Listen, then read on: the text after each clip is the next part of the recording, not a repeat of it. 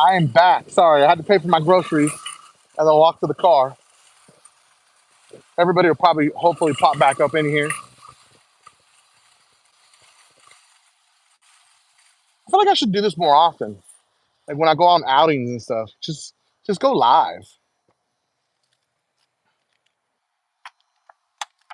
I feel like I don't go live enough. Wait for everyone to get in here. Once y'all get in here, tell me where you're at. We'll get right back to it, wherever we left off. Hit that like button when you get in the room too, man. Show me some love.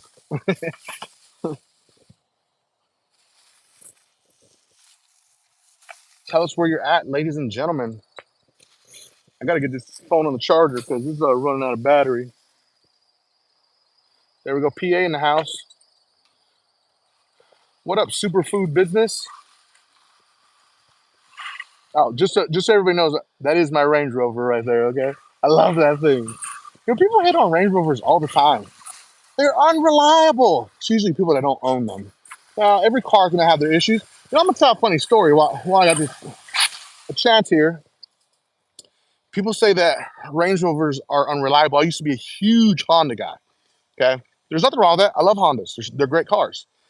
My first brand new Honda that I bought. So you guys can see it. That's me right there. My Range Rover Sport. It says Limitless. I don't care if people see my license plate. Like, hide the license plate. That doesn't matter. Anybody can find you if they really want to. Excuse me. So my first car was a 2007 Honda Civic. Loved that car.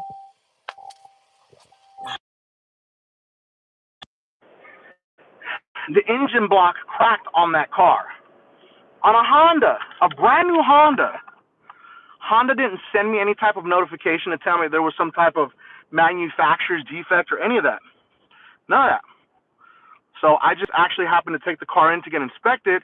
And he's like, dude, your engine block is cracked in like 4 different places on the seams. And I was like, dude, the car's not even a year old. Car didn't even have, I think, 80,000 miles. No, it was long. It was more than 2 years old. Something like that. Anyways, so it was a big headache going through Honda to get them to actually fix the issues. Car was never the same. I wound up selling it. Well, I modified the car later on, and I wound up selling it. But when people say Range Rovers are not reliable, there's no car that's reliable. I'm sorry to tell you. I mean, Toyotas, I believe that Toyotas are amazing cars. They're probably above Hondas. But at the end of the day, every car has its issues. So when people hate on them, I'm just like, this is my second Range Rover, man. Like, and I absolutely love it. It's something I always wanted, and I was able to attain that, so I got it. It's not to flex on people. It's not to show off. It's just something that I wanted. So it's like I bought a 1950 Ford F-100 this year. Everyone's like, you bought Ford? It's a classic truck, man. It's something that I wanted. So I went and got it. So, yeah. All right, so we'll get back to these questions. I appreciate you, man. Good food business. Yeah, you got to get that utilization below. You got to get it below 9%, man. If you're trying to listen up, everybody. If you're trying to get business funding, I have secured over $400,000. I think it might be close to over $500,000 in business funding in 2022 and 2021 total.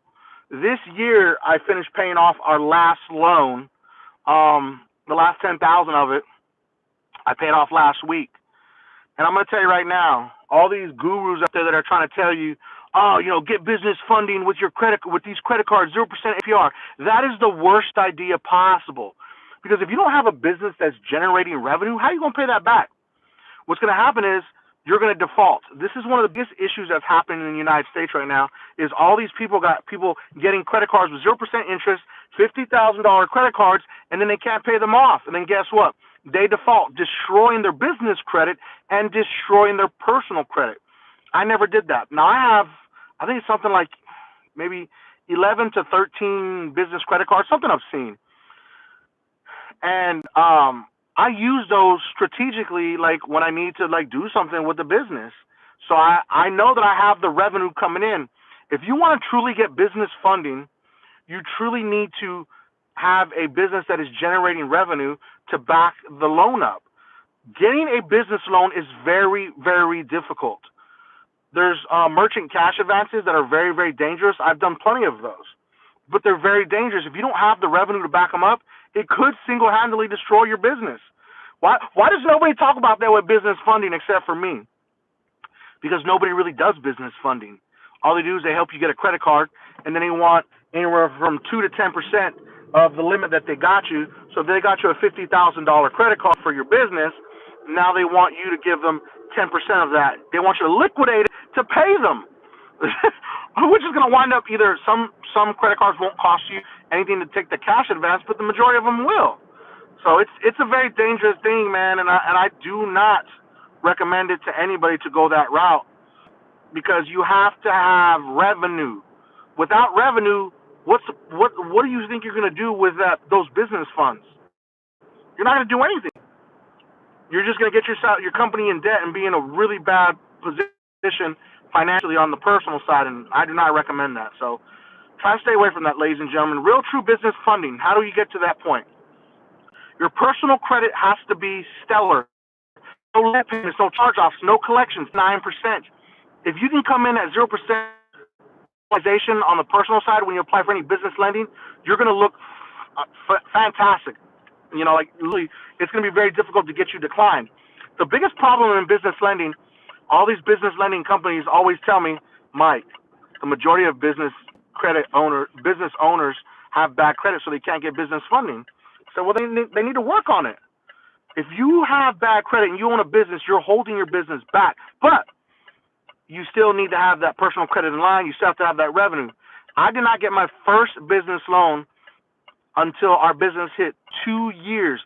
Exactly on the exact date that our business completed 2 years of being in business, we were generating over I think it was like over $50,000 a month in revenue. That was net. So we were doing really well. Any bank wanted to give us a minimum of $30,000. We took the first loan at $30,000, paid it off within less than 6 months, I think it was, and then we re-upped. When you build these relationships with these lenders, you come in with a high interest rate. Understand that. This is very important to understand also. If you get any type of business loan, the interest rate is going to be astronomical, because a business loan is the highest form of risk in the lending world. People think they're going to come in with some great interest rate. Nah, unless it's a credit card, you're not getting a good rate when you get a business loan. But once you pay off the first loan, and you go after a second one, then what will happen then is they will actually come in with a better interest rate. At that point, you have the power, because you've shown that you can actually pay the money back. You're good for at least $30,000, at least a minimum, and then you keep working your way up. The largest loan we've ever gotten for my business is $120,000, and I've got the proof for that too. I've got the proof for all my business loans. Ask these guys that are on social media talking about business credit. Can I see some payoff letters for some of your loans? How many business credit cards do you have? How much business credit do you truly have? What's your business credit score? None of them can tell you that, because they don't have it. So the proof is non-existent. They're just trying to sell business credit cards. I hope that gives everyone a lot of clarity out there about business credit, because a lot of people do not understand that, and they think that it's going to be so easy. Anyone can get business credit cards as long as your personal credit is in line. But that's not business funding, ladies and gentlemen. It really isn't. Yeah, I'm just going on my way home, and I'm on my way home to bring the groceries back, and then I'm gonna take a quick break. Then I'll come back online. I'll be back. I'll be in my office. My office is in my house. Everywhere I shoot at is in my house. I'm gonna give you guys on YouTube a first-hand view of, like, what I do every day, how my life is. Kind of let YouTube into it, because YouTube has really helped me become a better creator and a better YouTuber at the end of the day. And I greatly appreciate everybody that's out there. But at the end of the day, we truly started at TikTok, but YouTube has taken us to a whole other level that I didn't listen to in the beginning.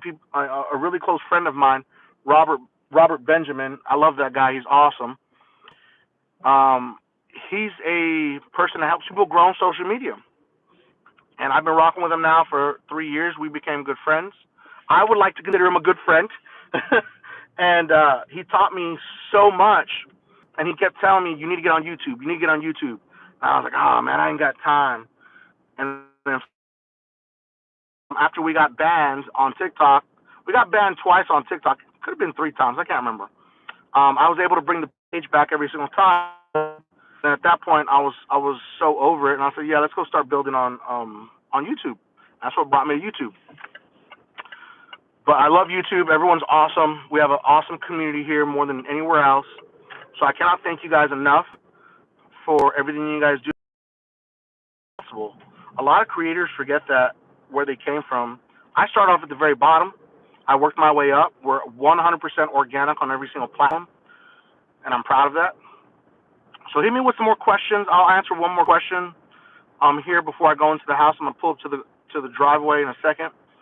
Then I'll answer one question and go inside, say what's up to the fam, get everything done, and then I'll head back for about another hour or so. But I'm not going anywhere else. I'm not going out on New Year's Eve. It's not my thing, man. In case anybody didn't know, I used to be a chef, so I was used to always working on the holidays, and it's not a big deal for me to go out because, one, it's just like people just act. A lot of places close early now. It's just not the same. It's not the same vibe out there, so it's like it's not worth it for me to go out there. I'd rather just stay home with the family, chill. I could pop a bottle in my house. I got plenty of champagne bottles. I don't have to go anywhere special for that. So yeah, I'm pulling on my job right now, and then I'll do some live day too, kind of give you guys a view of where I live to 50%. They do consider with just one credit card also because I did that and my credit score went from 720 to 760. I think you're saying you're carrying high utilization at 50%. It's your overall credit utilization. So yes, it matters. They're calculating all of your credit utilization on your credit score. That's why you're tremendously.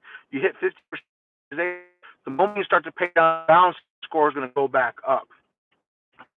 So I want to be really clear on that. It will go back up. So BWIC. We do have a full service credit repair in 2024, which is going to be in some hours. I'm only going to have 6 slots open every day. You will talk with me one-on-one. I don't just get anybody into our programs. I'm just going to tell everybody right now. You don't follow our instructions, and like you could set up a consultation, but you're going to. We're not out there hunting down people to try to get people to sign up for credit repair. And I'm not trying to say this to be braggadocious, but I don't need to do credit repair. And I do it because I know that if I don't do this, people won't have a better option. There's too many scammers out there. You need to understand what you're up. Everything deleted from your credit report in 6 months. How do you know that? You don't know that. You really, truly don't know that. Because you don't work at the credit reporting agencies. Or my favorite, I hear, you're full of it. Credit repair is not an easy process. And it can become expensive. Because if you got really jacked up credit, and I'm going to tell you, if you hit round 12, I'm going to tell you whether it's worth it or not for you to continue doing. People don't want to tell you that. They want to sit there and generalize. You cannot generalize a credit file. It's just not possible. Because everyone's credit is a little bit more than 6 months. Each round is 35, 40 days. He only went 6 rounds, and his whole entire credit file was cleaned up. He was the unicorn of the month last month. And we're trying to figure out what caused it. But there's no rhyme or reason. Because I can have somebody with almost the same amount of negative items like him have to go 12 rounds. You see what I'm saying? So it's not that we're trying to prolong the process. That's not it by any means at all. We don't know how the credit reporting agency is going to react. That's just fact. That guy didn't get one stall tactic letter, which is mind-blowing to me, unless he just got it. Clients get stall letters and still get deletions, and they're like, "This is crazy, man." Well, yeah, I know it's crazy. That's what I'm telling you. Like, we don't know. So programs, we have the full service Metro 2 program, where we do all the work for you. We use our software that we help create, and we do it for you. That one is $225 to get started, and then $175 every month after. We have the attorney litigation program with the credit reports to see if you qualify. If you qualify for that program, then that one is only 2 payments of $98.96. We do not do any disputing. What we do is we take your files We gather them, and then we get you the legal team. The legal team takes over, and they actually do the disputing for you. We don't know what they're going to be able to do until they do the work. You're going to be directly connected with a legal team, and then they'll dispute, do whatever they got to do. But again, we don't do any type of credit repair. The actual legal team doesn't do credit repair.